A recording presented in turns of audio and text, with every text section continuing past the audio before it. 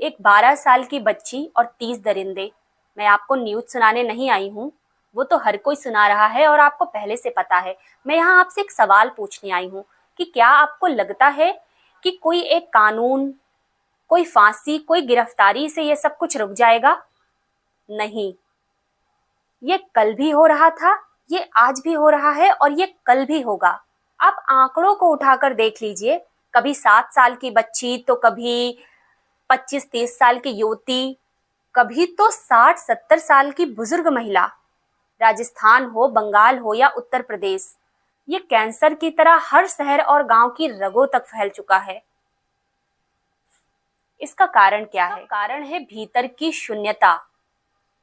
लोग आज इंसान से हैवान बनते जा रहे हैं। आज हर कोई भोगी बन गया है। कामुकता का ऐसा ज्वार उठा है जिसने संस्कृति और संस्कारों को बहा दिया है। लोगों की कर्मेंद्रियां उनके वश में ही नहीं है। लोग वासनाओं के गुलाम बनकर नाच रहे हैं। स्त्री को केवल देह के रूप में देखना, भोग की वस्तु समझना, ये समाज की सबसे निचली और गिरी स्तर है।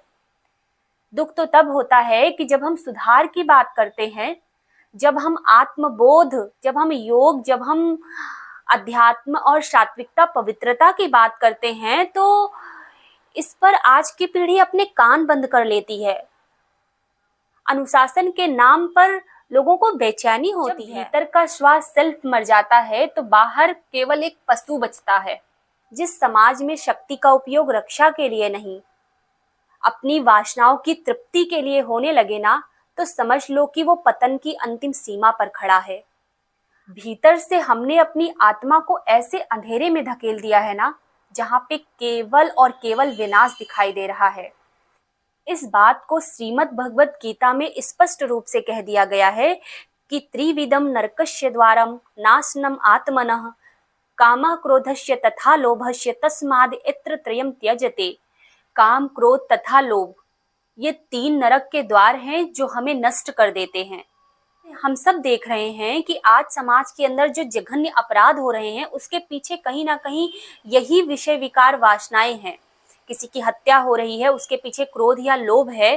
किसी की अस्मिता को लूटा जा रहा है, उसके पीछे अनियंत्रित काम वासना है।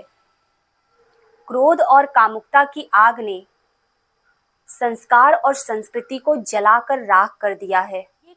ये कर्मेंद्रियां जो राष्ट्र सेवा के लिए थी, आज वो विषय वासनाओं की गुलाम बनकर फड़फड़ा रही हैं, क्योंकि हमने इन्हें कभी वश करना सीखा ही नहीं, ना ही सीखना चाहते हैं। सुन लीजिए, अगर आज हमने हर घर और परिवार के अंदर बचपन से ही स्व अनुशासन, सात्विकता, पवित्रता, आध्यात्मिकता के बीज नहीं बोए, तो आने वाले समय में इतने हैवान, 30, 40, 50 नहीं, इतने हैवान निकलेंगे हर घर परिवार से कि गिनती नहीं गिन पाएंगे हम।